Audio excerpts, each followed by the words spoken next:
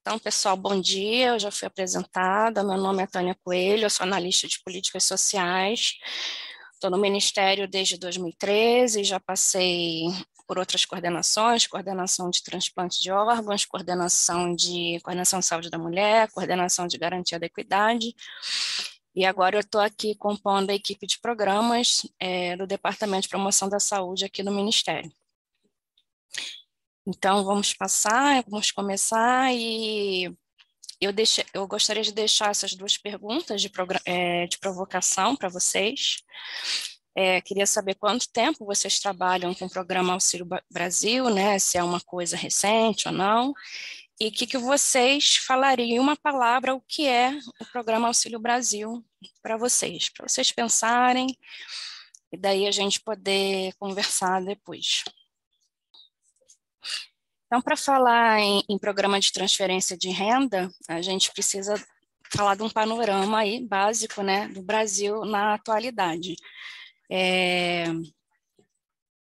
Então, nesse sentido, a situação socioeconômica do Brasil, a gente tem uma população estimada de um pouco mais de 214 milhões de pessoas, e a pesquisa do terceiro trimestre de 2021 da PNAD estava mostrando uma população extremamente pobre de 12 milhões de pessoas, isso equivale a 5,7% da população, e uma população pobre de 50 milhões de pessoas, o que corresponde a 24,1% da população brasileira. Em relação à situação de emprego e renda, na pesquisa PNAD, quarto trimestre de 2021, estava mostrando uma taxa de desocupação de 11,1% e uma taxa de informalidade de 40,6% da população, né? E isso é uma característica antiga do Brasil, né? Que ele, historicamente, ele é composto de um mercado de trabalho com baixos rendimentos, né? E com uma elevada concentração de renda, isso equivale a desigualdade muito grande no nosso país.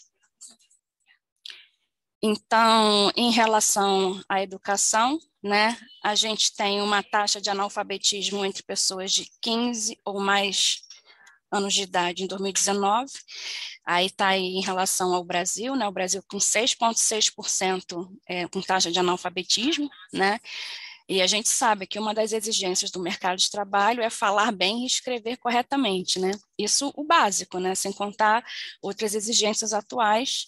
E a gente com essa taxa aí de analfabetismo realmente muito grande, e a gente vê ali o destaque para o Nordeste, né? E para o Norte. Pode passar.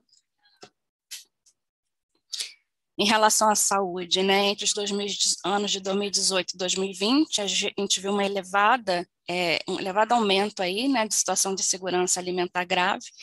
Então, em 2020, a gente estava com 19,1% de milhões de pessoas em situação de insegurança alimentar grave. Pode passar.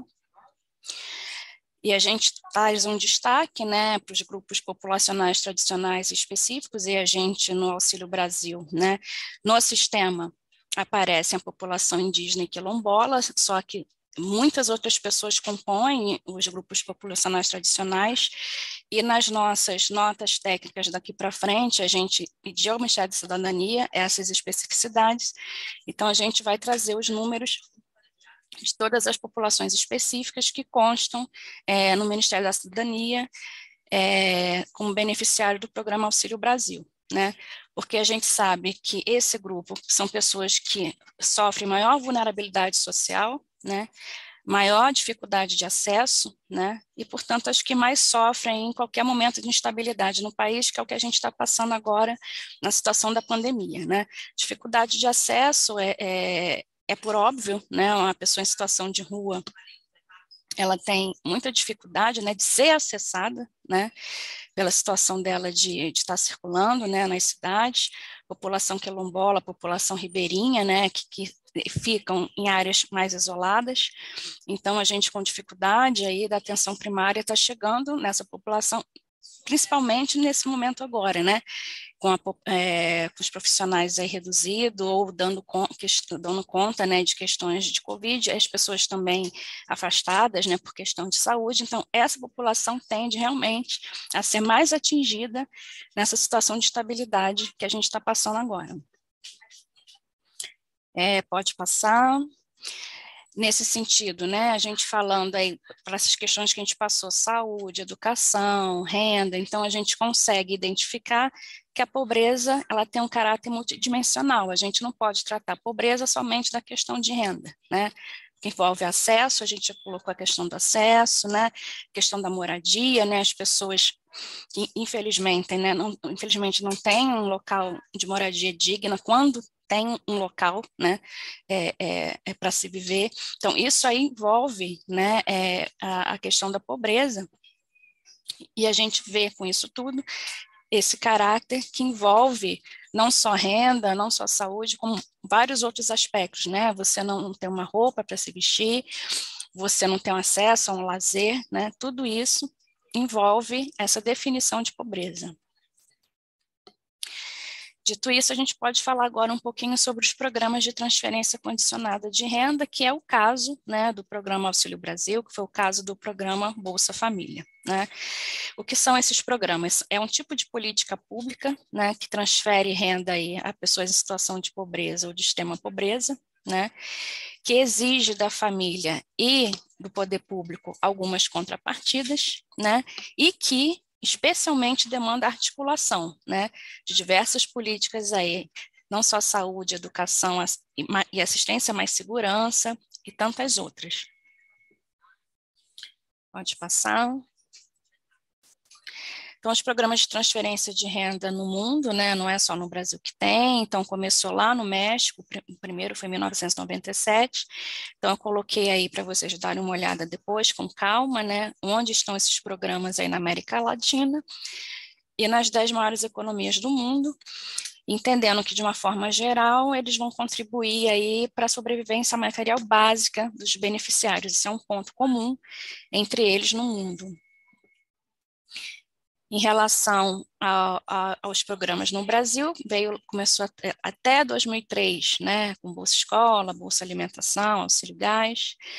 Entre 2013 e 2021, a gente teve aí o programa Bolsa Família, e mais recentemente, de 2021 até agora, o programa Auxílio Brasil. Pode passar. Então, não é uma questão de nomenclatura, a gente não deve se prender a nomes, né? Nomes podem ser modificados aí o tempo todo. A gente tem que conceber o Auxílio Brasil, como foi o Bolsa Família, como qualquer outro que vá surgir daqui para frente, como um programa de transferência de renda. Inclusive, em Minas, eles mudaram lá o nome, né, da coordenação, e eles não colocaram Auxílio Brasil, eles colocaram um programa de transferência de renda continuada, porque, né, é isso, justamente para a gente não se prender a um nome, né. Então, nesse sentido, a importância aí do Auxílio Brasil nesse momento, né, para os beneficiários, né, então, programas de transferência de renda continuada, né, ele traz benefícios a curto prazo, né, que é a transferência de renda, então é a sensação de alívio imediato da sensação da pobreza, aquele mínimo social para a pessoa conseguir sair daquela situação de precariedade, minimamente, né, e benefícios de longo e médio prazo, que é o nosso caso, né, que a gente busca a melhoria das condições de vida do público beneficiário. E aí, do lado esquerdo, a gente coloca esse quadro, é um quadro conhecido por todos, né, mas vale a pena a gente ter ele sempre perto de nós, para a gente sempre estar lembrando que a gente não está buscando igualdade, a gente está buscando equidade. A gente busca que todos possam ter acesso a todos os serviços, a todos os direitos de cidadania.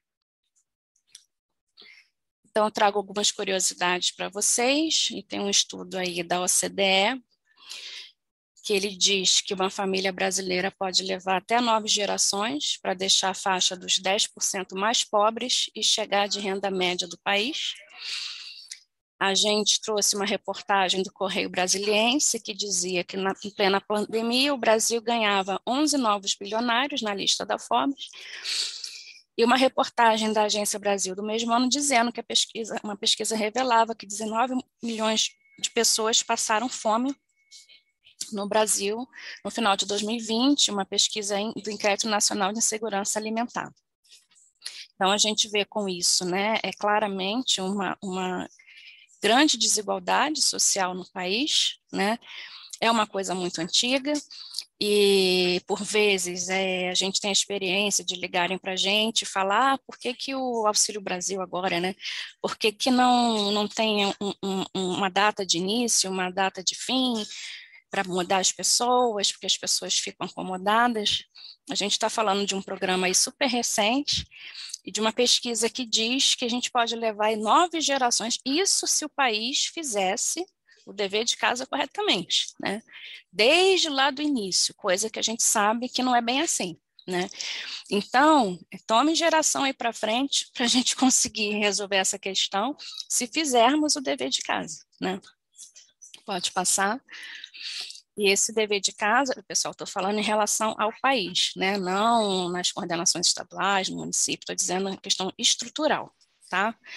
Então, nesse sentido, o Ministério da Cidadania, ele traz para a gente o quê? Que nenhuma família terá o benefício cancelado, né?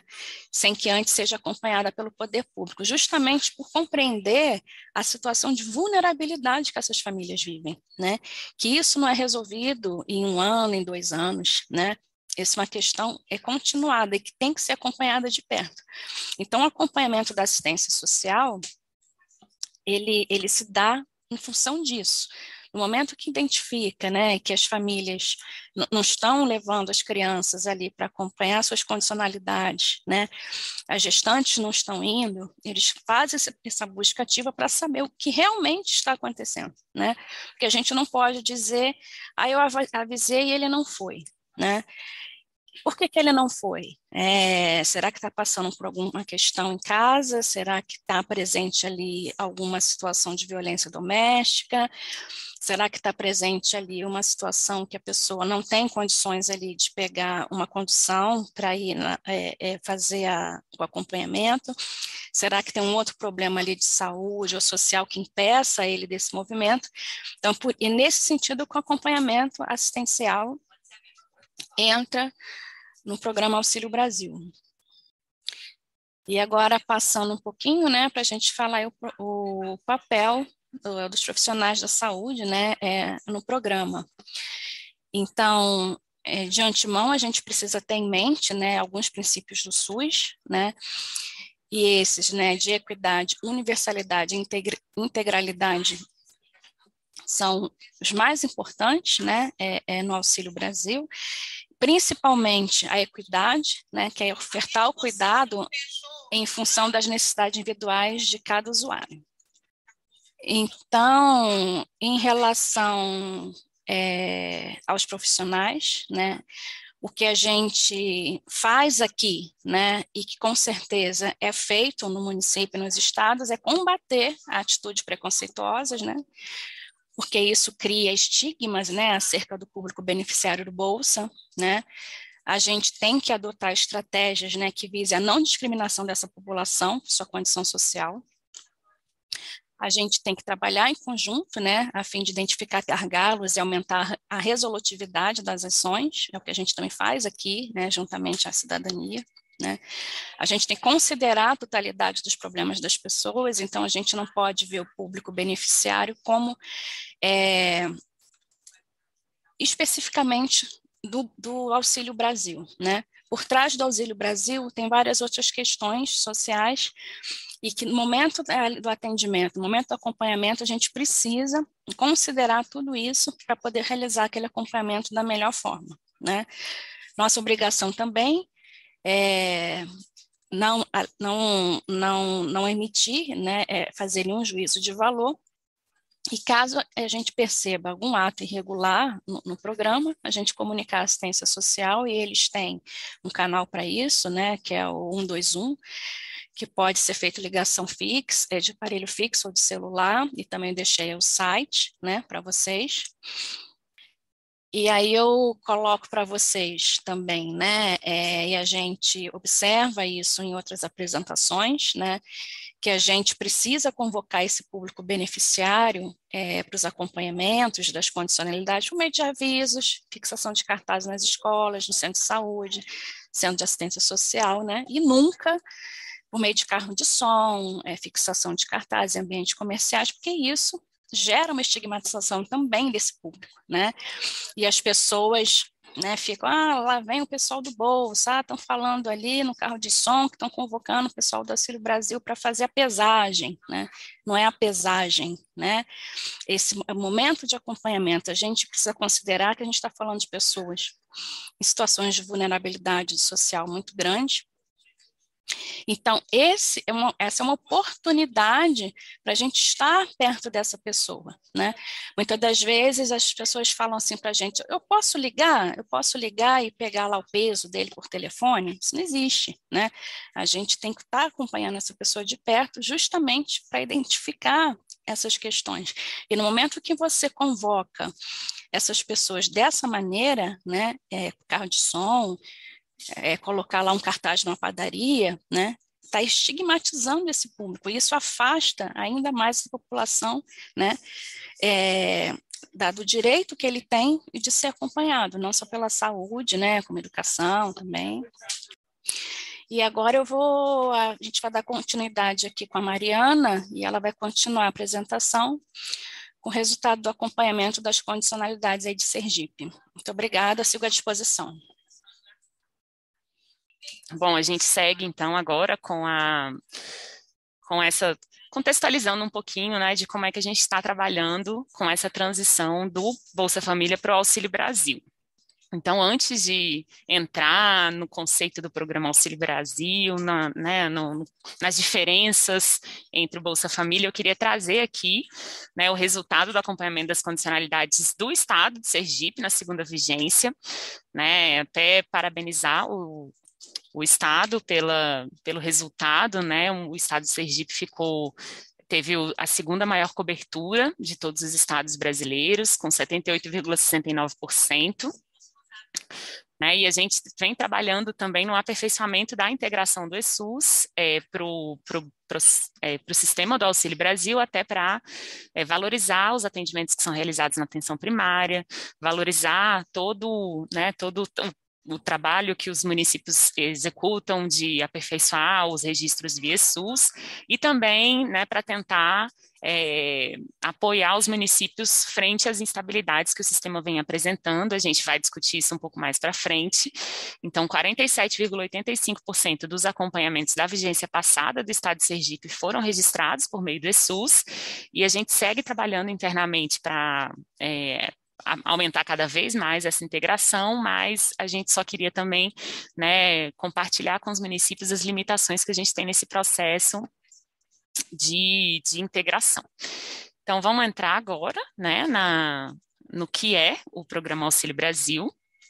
Então, como a Tânia já colocou, já contextualizou, né, ele vem com o objetivo de substituir o programa Bolsa Família, mas segue sendo um programa de transferência condicionada de renda. Para a saúde, né, a gente manteve as condicionalidades de saúde, né, o acompanhamento do estado nutricional e da vacinação para crianças, e o acompanhamento do pré-natal para gestantes. O público elegível, né, ele permanece sendo as famílias em situação de pobreza e extrema pobreza, né, contidas no cadastro único. A inovação que o programa traz é a faixa, né, de renda que é considerada, então, pobreza ou extrema pobreza, né? Então, famílias em situação de pobreza seriam que têm renda per capita entre R$ 105 e R$ 210, e famílias em situação de extrema pobreza seriam aquelas que a renda per capita é inferior ao limite de R$ 105. Né, então, a seleção das famílias permanece sendo feita com base nos registros do cadastro único, né, e o objetivo permanece sendo de combate imediato da sensação de pobreza por meio da transferência de renda, e a longo prazo melhoria da qualidade de vida das famílias beneficiárias por meio do cumprimento das condicionalidades e garantia de acesso pelo governo, né, desses serviços para essa população. Só fazendo uma apanhada aqui da legislação, né, como é que foi feita essa transição do Bolsa Família para o Auxílio Brasil. A gente teve publicada a medida provisória 1061, em 9 de agosto de 2021, no ano passado, que instituiu o programa Auxílio Brasil em substituição à Bolsa Família e o programa Alimenta Brasil em substituição ao programa de aquisição de alimentos. O decreto 10852, de 8 de novembro, regulamentou o programa Auxílio Brasil com base no texto da medida provisória, e depois dos trâmites no Congresso, né, a gente teve a conversão da medida provisória em lei. Então, hoje a gente vai trabalhar, a partir de 29 de dezembro de 2021, a gente já trabalha com a Lei 14.284, que instituiu o Programa Auxílio Brasil e definiu as metas para as taxas de pobreza. A portaria 746, de 3 de fevereiro, ela trouxe também o que nos compete na área da saúde, que seria, né, destrinchar aquele benefício de composição familiar no benefício de composição gestante, benefício de composição nutriz, e também a Instrução Normativa Conjunta número 1, que foi construída de forma interministerial entre o Ministério da Cidadania e o Ministério da Saúde, trata dos procedimentos para a identificação de gestantes elegíveis ao benefício de composição gestante. Como a conversão em lei foi feita após a publicação do decreto, o decreto foi republicado, né, para se adequar ao texto da lei, e a partir de 29 de março, então, a gente passa a conduzir, a se atentar ao decreto 11.013, que regulamenta, então, o Programa Auxílio Brasil. Então, só para trazer para vocês algumas legislações, né, e contextualizar como foi feita essa transição. A gente segue trabalhando em discussão com o Ministério da Cidadania para adequar, né, a próxima publicação é a portaria interministerial, que vai tratar dessas questões relacionadas ao cumprimento das condicionalidades, mas ela ainda não foi publicada, está em tramitação interna.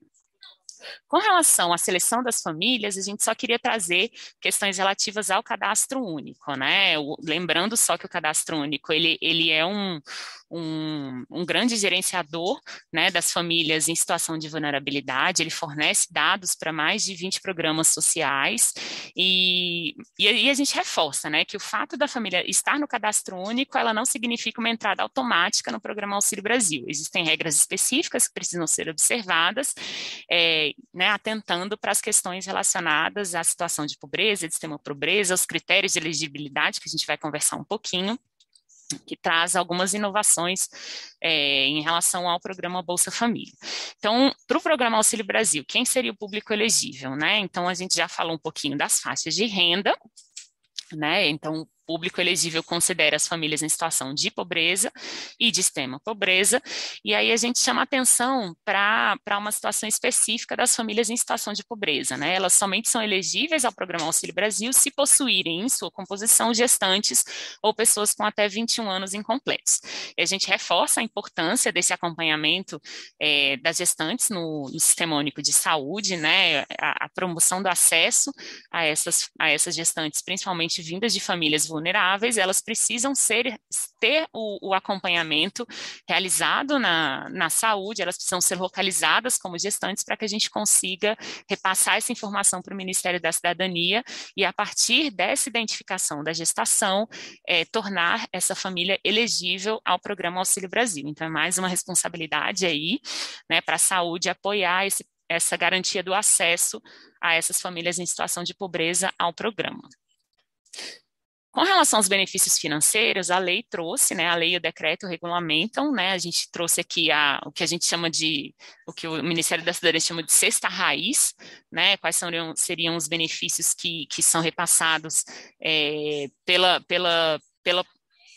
somente pelo fato delas fazerem parte do programa. Então, a gente tem o benefício Primeira Infância, que é destinado, então, a famílias que têm em sua composição crianças entre 0 e 3 anos incompletas, o benefício Composição Familiar, que são para famílias que têm em sua composição gestantes, nutrizes ou pessoas com idade entre 3 e 21 anos incompletos, e aí a portaria 746 trouxe depois, né, o detalhamento desse benefício de composição familiar em benefício de composição gestante, benefício de composição nutriz, né, então, aí, trazendo de volta aquela nossa responsabilidade também de garantir o acesso ao benefício a partir da localização dessas famílias como gestantes pelo serviço de atenção primária.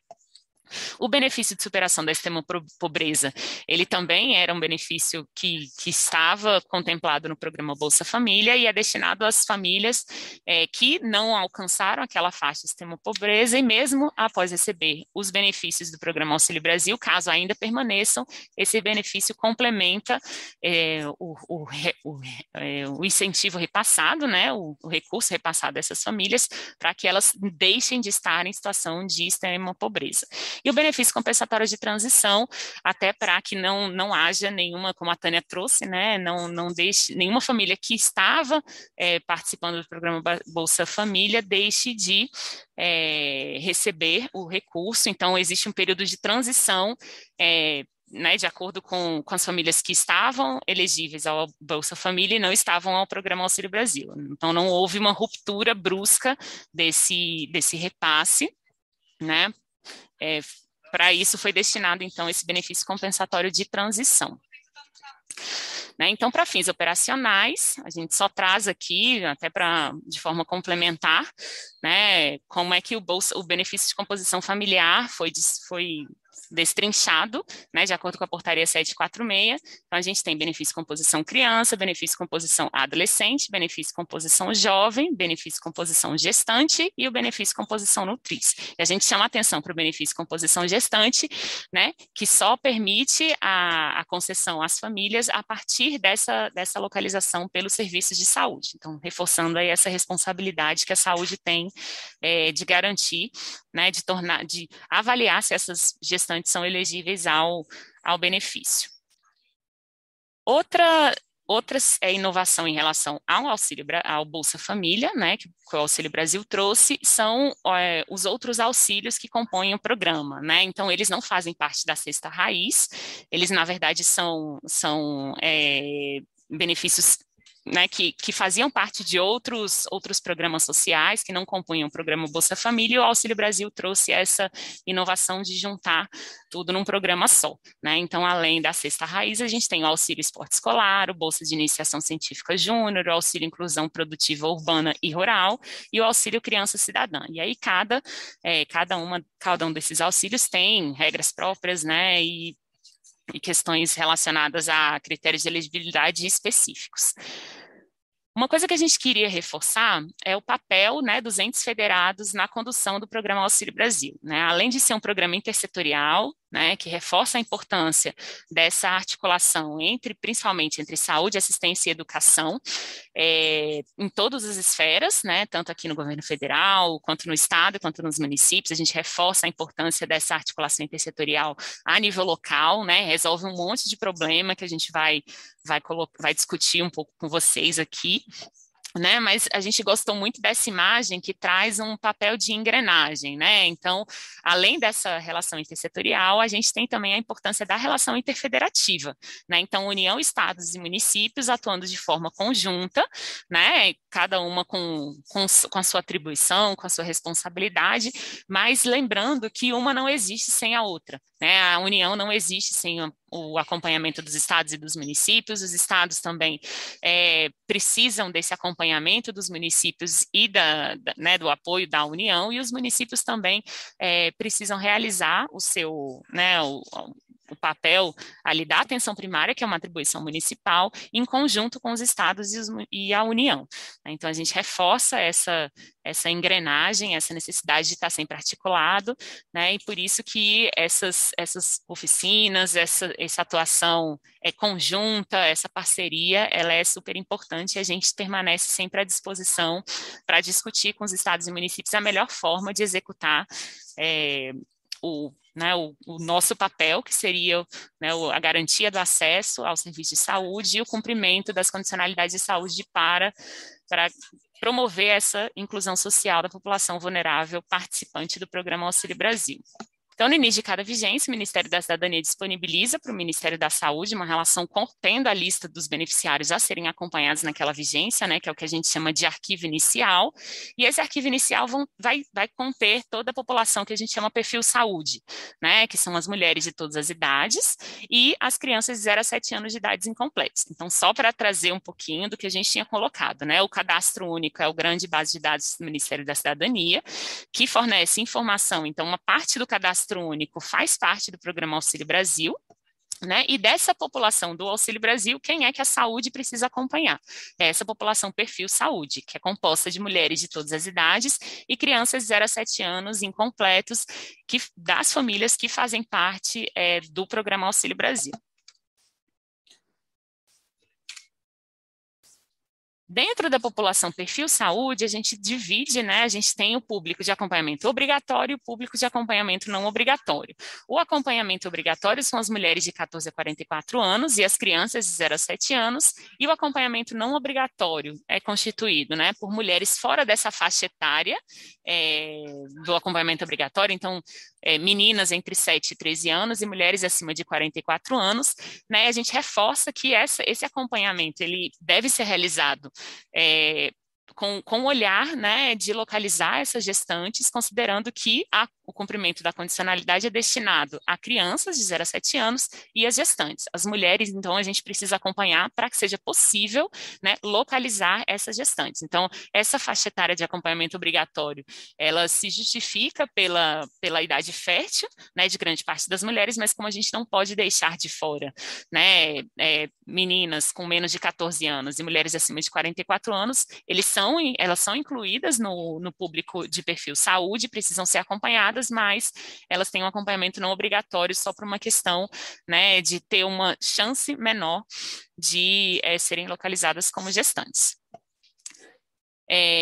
Além do arquivo inicial, no metade da vigência a gente disponibiliza também um arquivo complementar, né, que é composto por mulheres que tiveram a sua atualização cadastral ou que entraram no programa a partir da disponibilidade do arquivo inicial. Então, a gente vai ter o arquivo complementar agora da primeira vigência de 2022 disponibilizado, né, a previsão seria no final de abril. Lembrando só que as beneficiárias do arquivo complementar, elas são consideradas de acompanhamento não obrigatório. Bom, com relação a essa ação, né, essa ação de localizar gestantes, de disponibilizar esse acompanhamento para o público, né, perfil saúde, ela possibilita que beneficiários que entram no programa após a geração do público inicial, sim, isso aqui é do arquivo complementar, né, sejam localizadas. E aí a gente traz e reforça a importância do benefício de composição gestante, né? Então, ele está condicionado à identificação das gestantes que pertencem às famílias inscritas no cadastro único e que são beneficiárias do Auxílio Brasil, né? Ele é concedido independentemente do estágio da gravidez. Então, a partir dessa localização da saúde, da realização do pré-natal, a gente compartilha com o Ministério da Cidadania todo mês um arquivo de gestantes localizadas para que o Ministério da Cidadania avalie a elegibilidade dessas gestantes ao benefício de composição gestante, né? Então, o benefício ele é concedido em 9 parcelas, né? Mesmo se essa gestante foi localizada no primeiro mês de gestação, no 8º mês, no 9º mês, em qualquer momento, que a gente localiza essa gestante, disponibiliza o recebimento da parcela, o recebimento do benefício é constituído por 9 parcelas.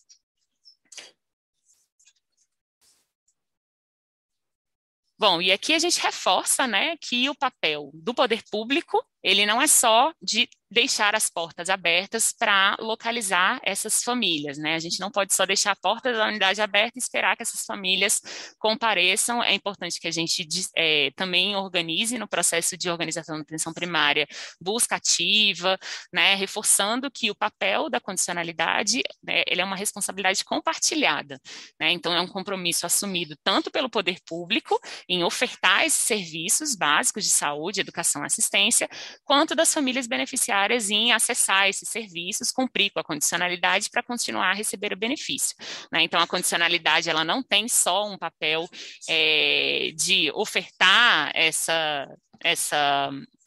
serviço para a família, mas também de fortalecer a relação, né, de vínculo entre a população vulnerável e os serviços de saúde, as equipes da atenção primária, né? Então, todo esse processo de busca ativa, fortalecimento da vinculação, que é uma premissa da atenção primária.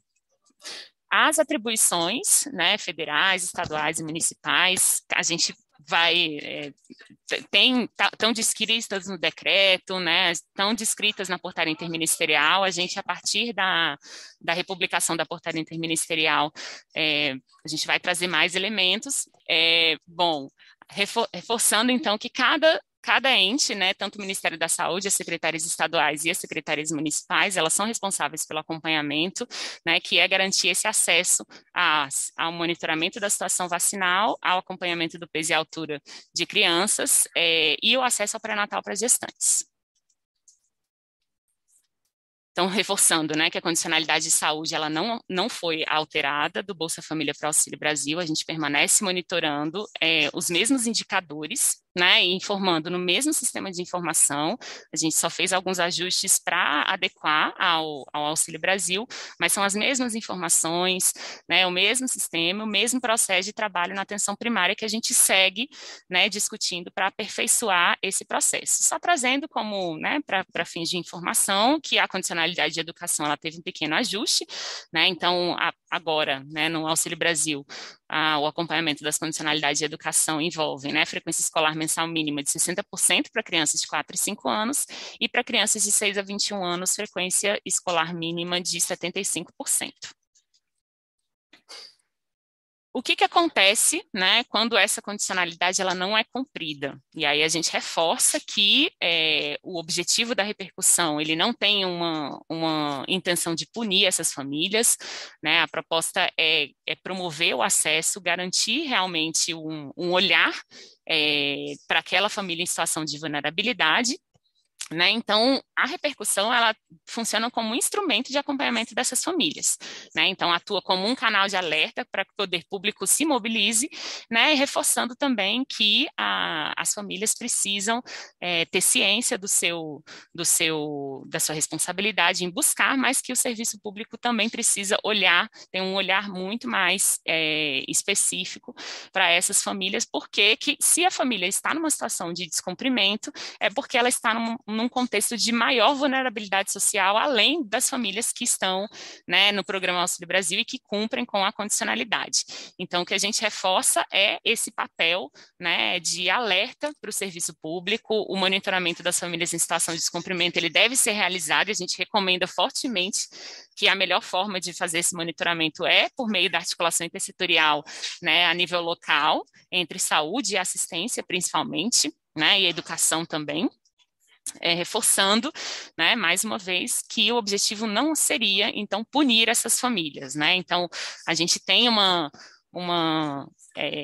ideia até cultural, né, desde do Bolsa Família, que não, eu quero punir essa família, se ela não vem buscar o meu serviço na atenção primária, né, eu quero que ela não receba o benefício para que ela venha. Na verdade, o objetivo não, se a família está em situação de descumprimento, a gente precisa ter um olhar mais específico para aquela família, né? O que está acontecendo? É porque ela não quer? É porque ela, na verdade, está com algum problema? É algum problema do serviço, né? Qual que é? E por isso a gente tem os motivos de descumprimento que qualificam essa informação no sistema de informação. Então, o objetivo do acompanhamento das condicionalidades seria garantir a equidade no acesso às ações previstas e identificar essas vulnerabilidades que afetam ou impedem o acesso das famílias beneficiárias aos serviços que ela tem direito, né? E reforçando que o direito à saúde, né, ele passa pelas diferenciações sociais e precisa atender à diversidade. Então, é importante que a gente considere isso no nosso processo, na nossa busca ativa, né, nesse olhar que é feito do serviço de saúde para a população vulnerável. Né? Então, o registro das informações do sistema, ele contribui para um planejamento, para a gestão, prestação de serviços e contribui também na prevenção da malnutrição infantil, reforçando, né, que a gente tem aí as duas faces da malnutrição, tanto a desnutrição quanto a obesidade, o excesso de peso, o acompanhamento do estado nutricional que é registrado, né, no Auxílio Brasil, ele é integrado ao sistema de vigilância alimentar e nutricional ao final de cada vigência, né, e ele fornece instrumento para que o município realize a gestão desse estado nutricional da população infantil, né, e contribui na prevenção, tanto da malnutrição quanto da mortalidade materna e infantil, né. Então, a gestação e a infância, que são os dois públicos que o acompanhamento das condicionalidades de saúde fornece esse olhar de alerta, né, promovem, né, a redução da mortalidade materna, a redução da malnutrição infantil. Então, é importante que a gente tenha essas informações sempre em mente para compreender a importância do nosso papel nesse acompanhamento, nesse registro, né? Então, atentar sempre para formas de coleta desses dados, para como é feito o acompanhamento desse estado nutricional. E a gente reforça, né, que o registro ele precisa ser feito durante a vigência, né? Então, observando aí as datas de abertura do sistema, de fechamento do sistema, para que a gente consiga ter essa informação, que essa informação seja integrada para o SISVAM. E aí a gente vai conversar um pouquinho agora sobre o sistema, né? Como é que o sistema se organiza para se colocar como um instrumento de gestão do município nesse processo de acompanhamento. Então, a gente já falou um pouquinho, né, mas só reforçando, o público de acompanhamento de perfil saúde, ele é dividido em acompanhamento obrigatório e não obrigatório, né, por uma questão específica relativa mesmo ao público que, de forma geral, deve ter o cumprimento da sua condicionalidade realizado. E a gente divide, né? Acho que quem já trabalha aí no Bolsa Família há muito tempo já sabe como é que funciona esse processo. O nosso Auxílio Brasil ele permaneceu, né? Dividido em vigências. Então a gente tem sempre a primeira vigência, que acontece do dia 1º de janeiro ao dia 30 de junho de cada ano, e a segunda vigência, que sempre vai acontecer do dia 1º de julho ao dia 31 de dezembro. A vigência ela é fixa, tá? Então o que a gente altera seria a data para registrar essa informação no sistema.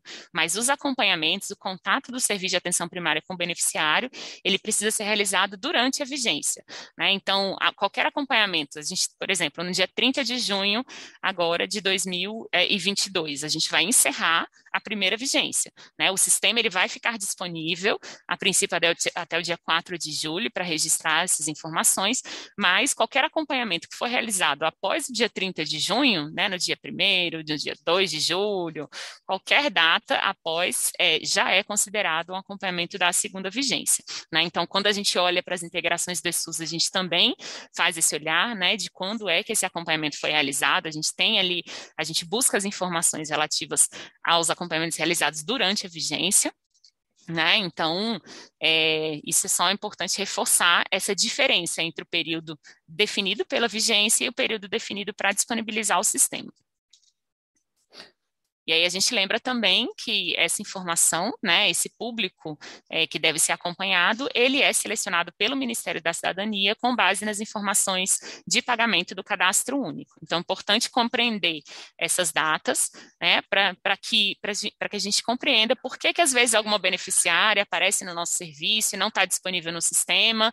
Então, o que acontece, né? A gente precisa conhecer essas regras aqui de quem é que está no arquivo inicial, quem que vai estar no arquivo complementar. Então, o arquivo inicial, ele é disponibilizado normalmente em fevereiro, nessa vigência, né, até por questões relativas a esse processo de transição do Auxílio Brasil, do Bolsa Família para o Auxílio Brasil, a gente disponibilizou o sistema no dia 3 de março, mas o olhar foi feito considerando a folha de pagamento de dezembro e as informações do cadastro único de novembro. Então, se uma família, por exemplo, foi incluída no cadastro único em janeiro desse ano, por mais que o arquivo inicial tenha sido disponibilizado em março, essa família não vai estar no arquivo inicial, porque a gente vai fazer esse olhar com base nas informações do cadastro único de novembro e da folha de pagamento de dezembro. Essa família, se houver, as mulheres dessa família vão ser disponibilizadas, então, no arquivo complementar, que costuma ser incluído no sistema em abril, e considera as informações do cadastro único de fevereiro e a folha de pagamento de março. Né? Na segunda vigência, a mesma coisa. A gente tem também um arquivo inicial e complementar, que costuma ser disponibilizado, né, em agosto e em outubro, respectivamente, e olha para as informações do cadastro único de maio, arquivo inicial, e folha de pagamento em junho, e o arquivo complementar observa as informações disponibilizadas no cadastro único de agosto e na folha de pagamento de setembro. A gente sempre gosta de reforçar, porque tira um monte de dúvida, né, dos municípios. Por que uma beneficiária que apareceu na minha unidade não está disponibilizada, né? A gente tem que ver quando é que essa beneficiária recebeu o benefício, quando ela realizou o seu cadastro, né? A gente só reforça aqui, mais uma vez, o arquivo complementar, ele contribui, então, para o registro do acompanhamento das gestantes, uma vez que disponibiliza as mulheres, né, após o arquivo inicial. Mariana, Diga, Ronaldo. eu achei muito esclarecedora esse ponto que você tocou agora, nesse momento, em relação a essa tabela. E Voltar aqui. nós gostaríamos muito que você pudesse, posteriormente, nos enviar para que a gente pudesse compartilhar com todos os municípios, porque são pontos assim que geralmente geram muita dúvida, muito questionamento, né? E muitas vezes os municípios, os coordenadores, eles são questionados, né, pelos beneficiários em relação a essa questão da disponibilidade, não só a questão da saúde, mas também em relação à assistência social. Então, se você pudesse, eu te agradeceria se pudesse disponibilizar depois, que a gente pudesse compartilhar com os municípios. Ronaldo, com certeza, só reforçando, toda a nossa apresentação vai ser disponibilizada, tá? A gente passa para vocês, nosso material tá, né, é totalmente livre para compartilhar com todos os municípios. A gente, né, reconhece que é uma forma de instrumentalizar e apoiar os municípios com relação às informações, né? Nosso material vai estar disponível, a gente compartilha com vocês após a apresentação. Então, vou seguir aqui, né, e reforçar a importância do registro também da população vulnerável, né, como a Tânia já trouxe, a gente está fazendo um olhar mais específico para os GPTEs, né, que são os grupos de populações tradicionais específicas. No Auxílio Brasil, historicamente, a gente já faz um olhar específico para os quilombolas e para os indígenas, né, então, nos relatórios públicos é possível gerar uma informação, um relatório específico sobre acompanhamento de gestantes, específico sobre acompanhamento de quilombolas. É possível também nos mapas de acompanhamento observar as famílias indígenas, né, até considerando o fluxo de compartilhamento com as equipes multidisciplinares de saúde indígena da atenção primária municipal. Então, é só para a gente reforçar, né, essa importância desse olhar para a população, para os GPTEs, considerando que eles têm um olhar, características específicas, características que precisam ser consideradas no acompanhamento das condicionalidades. A gente traz também o fluxo, né, de acompanhamento que mostra essa troca de informações, né, entre o Ministério da Cidadania, o Ministério da Saúde e os municípios, o que acontece antes da vigência, o que acontece depois. Então, só para trazer um pouquinho desse fluxo de informações, né? O Ministério da Cidadania gera o público de acompanhamento no arquivo inicial, o Ministério da Saúde transfere essas informações para o sistema, né, de saúde, está disponibilizado na plataforma Gestor, o sistema do Auxílio Brasil. Os municípios, então, a partir dessa disponibilidade do arquivo inicial, geram os mapas de acompanhamento. Antes de gerar os mapas, né, usam os gerenciadores do sistema, que são aquelas 3 funcionalidades disponibilizadas para os gestores municipais, né, o agrupamento de bairro, disponibilidade AS, vinculação de famílias. A partir dessa organização interna, gera os mapas de acompanhamento, né, e a partir desses mapas de acompanhamento é feito, então, a busca ativa, né, o próprio comparecimento das famílias às unidades, então a realização desse acompanhamento individual, e a partir desse registro nos sistemas de informação, né, e a gente reforça que é possível realizar esse registro tanto por meio do Sistema Auxílio Brasil, quanto por meio do ESUS, observando as limitações e as regras de integração que a gente vai discutir um pouco mais para frente. A gente compartilha, ao final da vigência, essas informações com o Ministério da Cidadania, que vai avaliar também a aplicação de repercussão, né, os alertas que são realizados para as famílias nos próprios extratos da Caixa Econômica, né, até para avisar com relação à necessidade de comparecer ao serviço, de informar se né, tem o descumprimento ali da condicionalidade, aquela família está condicionada ali a uma repercussão, e existe um prazo também para essas famílias entrarem com recurso, né, a respeito desse descumprimento, e essa repercussão, então, ela vai ser aplicada para os descumprimentos da primeira vigência, a repercussão aplicada a partir de outubro, e para os descumprimentos da segunda vigência, a repercussão ela vai ser aplicada em abril do ano seguinte.